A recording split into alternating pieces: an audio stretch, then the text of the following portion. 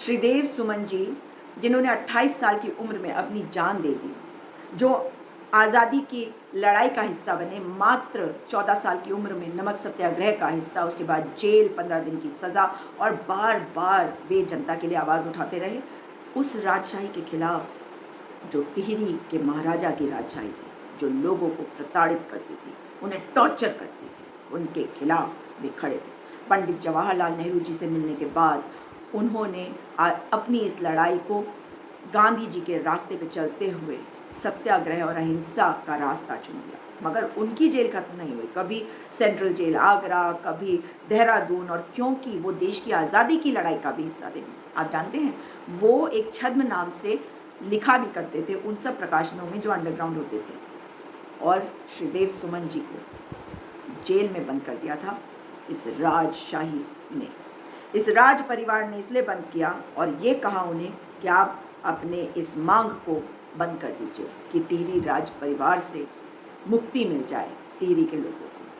टिहरी के लोग चाहते थे इस आज़ादी को, और 1938 में श्रीदेव सुमन जी ने तो जवाहरलाल नेहरू से आज़ाद अलग राज्य की मांग की थी 1938 में। उसी का नतीजा उत्तराखंड है।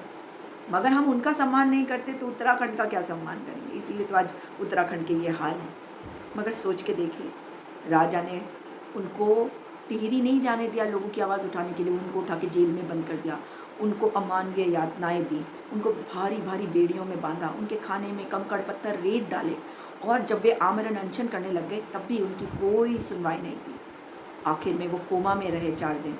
उसके बाद जब उनकी मृत्यु हुई, उनके शव को लटका दिया गया था एक पेड़ से, ये कहा जाता है।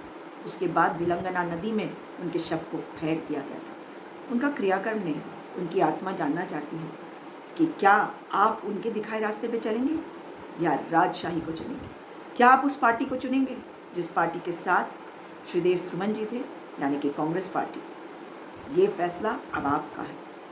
मैं श्रीदेव सुमन जी को नमन करते हुए प्रार्थना करती हूँ कि वे आपको सद्बुद्धि दें और दोबारा से राजशाही के तहत गुलामी कराने से बचाएं।